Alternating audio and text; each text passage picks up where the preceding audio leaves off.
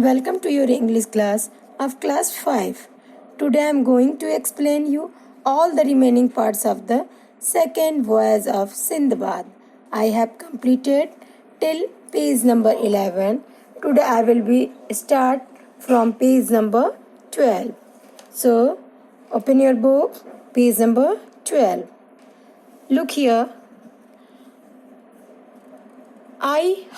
I had heard about this strange custom before, and now I could see that it was true. This is what happens. Merchants want the diamonds, but they cannot get down into the valley, for the cliffs are too high. They grow down large piece of meat, and some of diamonds stick to the meat. In that land there are very large and strong eagles, and these size the piece of meat and carry them up to their nest. Their young ones are waiting. Then the merchants run to the nest, frighten the eagle away, and take the diamonds. बेटा, मैंने कल आपको Sinbad के बारे में बताया था ना। सिंदबाद का उनकी यात्रा बताई थी मैंने आपको कि वो कैसे किए थे। जब वो वहाँ घाटी पे पहुँचे तो उनको दिखाना कि एक समुद्र के घाटियों के बीच में एक डायमंड का लेयर हुआ था, तो उसको वो कैसे कर रहे थे वो देखे। क्या उन्होंने कल मैं आपको इसके बारे में डिस्क्राइब की थी। सेलर क्या होता है, एक जो व्यापारी था सिंदबाद, वो अपनी गाथा पूरा आपको सुना चुका था। तो उसने जब देखा कि वो खाई में मीट का रोल जो है बार बार गिरा हुआ था, तो वो क्या करता है, तब वो क्या सोचा। तब उसने आज का देखिए क्या है, वो ये सुना ही था कि मतलब उसमें उसको मीट का टुकड़ा, उस खाई में मीट का टुकड़ा गिरा हुआ था, लेकिन वो उस दिन उसने देख भी लिया और उसको लगा कि ये सारे व्यापारी सारे उस डायमंड को निकालना चाह रहे थे, लेकिन वो क्या था, वो बहुत नीचे था, घाटियों में था और उसको निकालना उनके लिए पॉसिबल नहीं था। तो इसलिए वो क्या करते थे, मीट का रोलिंग करके मीट का टुकड़ा उस डायमंड वाले स्थान पे रेगिस्तान चट्टानों के बीच में फेंक देते थे। और जब वो मीट का टुकड़ा वहाँ फेंकते थे तो उस मीट के टुकड़े में बेटा क्या लगता था, डायमंड लग जाता था। फिर उसके बाद कोई ईगल उसको आती थी, वो क्योंकि ईगल बेटा जो होती हैं चील, वो तो किसी भी स्थान पे पहुँच जाती हैं, उनकी चोंच भी होती है, आप लोग देखे हैं वो कितने स्ट्रांग होती हैं। तो वो उड़ के उस चट्टानों के बीच में, वो वैली के बीच में जाके वो मीट का टुकड़ा जब वो लेने लगती थी, निकालने का कोशिश करती थी, तो उसी मीट के टुकड़े में बेटा क्या रहता था, डायमंड चिपका रहता था। जब वो मीट का टुकड़ा वो ईगल निकाल के ले आती थी और उसके बाद अपने नेस्ट में जाके उसको रखती थी और मीट अपना खा लेती थी।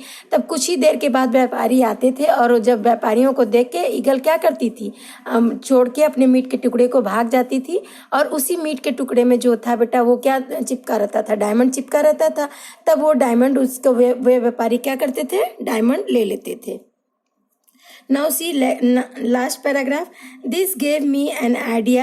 I collect the large diamonds I could find and put them in a bag. Then with my turban I tied myself to the largest piece of meat, lay down and waited.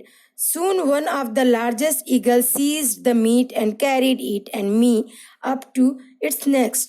When the merchant come to get the diamonds, one of them saw me and was frightened, then angry. He thought that I was taking his diamond.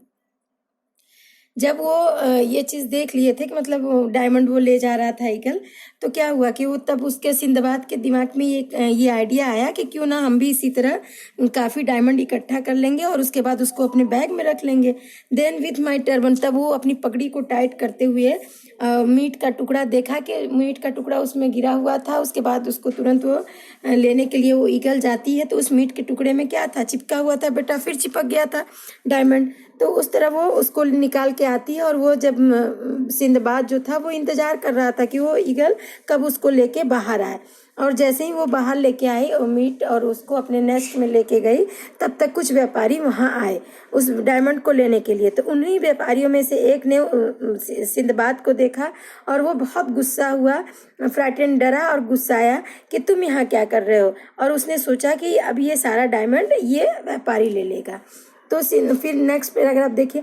However, I told him my strange story and offered him my diamonds. At this he was pleased, for the diamond were big. He took only one and said that it was quite enough. Then all the merchants and I with them set off for the nearest port, which we reached safely. जब वो Sinbad को वहाँ पे और व्यापारी लोग देखे कि ये भी अब ये मीट लेने जा रहा, मीट मतलब मीट के टुकड़े से जो डायमंड लटक के आया था वो लेने वाला था, तो उसको देख के सब गुस्सा हुए सारे व्यापारी। तो सब गुस्साने लगे। तब तक सिंदबाद में अपनी गाथा बताने लगा कि मैं कैसे कैसे यहाँ आया हूँ, क्या किया हूँ। उसके बाद उसने उस डायमंड के जो मीट के टुकड़े में जितने डायमंड चिपके हुए थे उसमें से सिर्फ वो एक लिया और बाकी सब किसको दे दिया, अन्य व्यापारियों को दे दिया। तो ये सब देख के सभी व्यापारी खुश हो गए और उनको लगा कि नहीं ये मेरी मदद करेगा। तब सारे व्यापारी उसके साथ लेके एक बंदरगाह पे पहुंचते हैं। Now you can see last paragraph.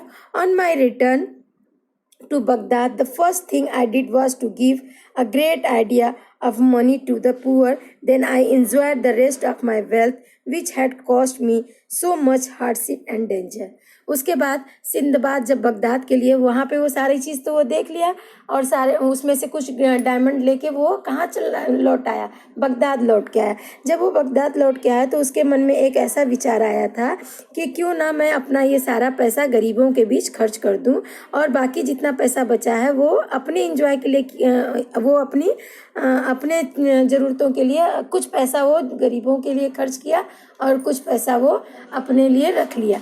क्योंकि वो ये पैसा जो था बेटा वो उसके बहुत मेहनत और कठिन परिश्रम के द्वारा वो पैसा पाया था।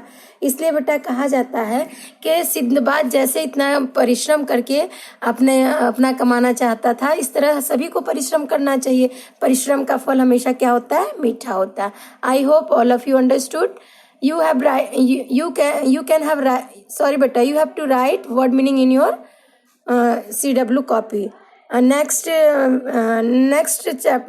video I will give you some exercise of this chapter. Have a nice day and thank you.